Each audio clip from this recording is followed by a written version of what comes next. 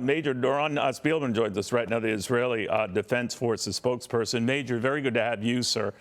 This worldwide push at pressure almost, it would seem, Major, for a ceasefire from Saudi Arabia, a host of others, not the United States. But how do you feel about that?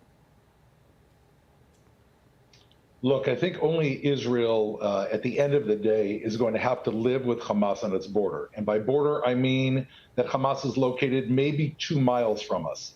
Leaving Hamas intact, it's been done before. We know the playbook of Hamas. If they're left intact, they're not going to become a peace-loving organization. They're simply going to go back, regroup, and plan the next attack on Israelis. We've seen it before. This is the result of not having completely eliminated their capabilities in the past.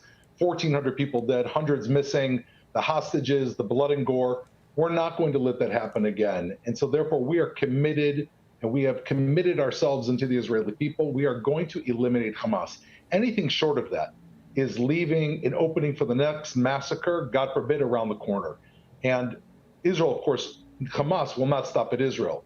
Like the President of the United States said, Israel is simply the first in a line of countries that Hamas will eventually spread to if they're not defeated right now. You know, Hamas terrorists have been known and reported to be hiding in tunnels, a lot of them underneath homes and schools and hospitals, that to go after them, you would almost assuredly have other innocent casualties. So you've been dealing with this, and a lot has been pegged to Israel in prior attacks that had nothing to do with Israel. But how do you balance that, Major? So operationally speaking, as you mentioned, flushing Hamas terrorists out of tunnels when they're surrounded by civilians that we know that they use simply as human shields is incredibly difficult. Part of the answer to your question is what's happening right now. Hitting Hamas from the air, the last 24 hours has been one of the most important military strikes against Hamas that we've ever had in all of our conflicts. We eliminated a number of their senior commanders. We've softened up the ground considerably. We've taken out a lot of their launching sites, entrances to their tunnels, access to their tunnels. This is a large part of what will help aid our troops when and if we do that ground invasion. It's critical to have this preemptive strike from the air so that when our troops, if they do go in, they're in the best situation possible. But you're correct. It's a terrorist lurking around every corner. That's what our troops are training for. You know, lately there have been, a smattering of hostage releases by Hamas, meant to clearly curry favor, not only with the United States, but other Western countries to whom they're attached. And I'm just wondering Israel's position on this. Not that you could give that away, Major, and I well understand. But if all 200 or so hostages purported to be under Hamas control were released today, tomorrow, would an invasion still be on? So first of all, we understand, like you said, Hamas is engaging in psychological warfare. They're releasing 2 hostages and then another 2 hostages. They're putting out videos that are reminiscent of Goebbels and the Nazis, where they're handing out cookies, to the hostages, which of course we remember the videos that they videoed 2.5 weeks ago when they were maiming and raping both living and dead women, along with all this other destruction. It's simply more of their propaganda.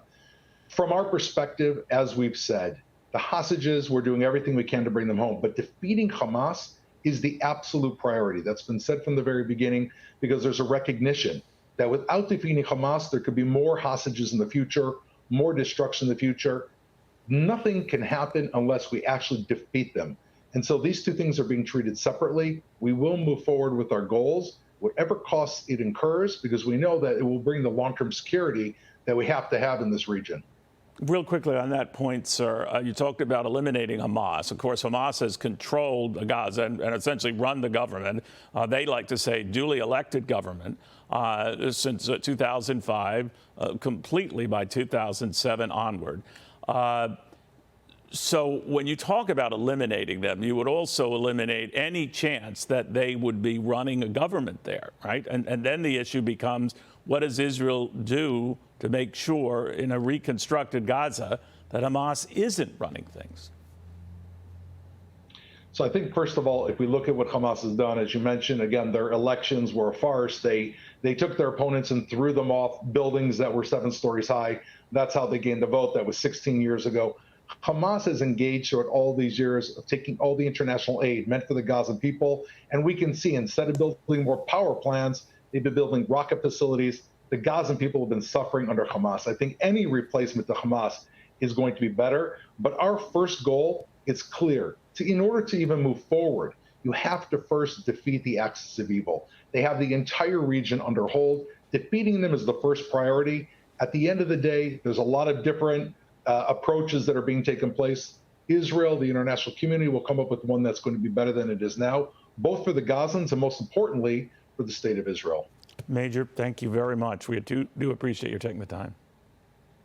Thank you.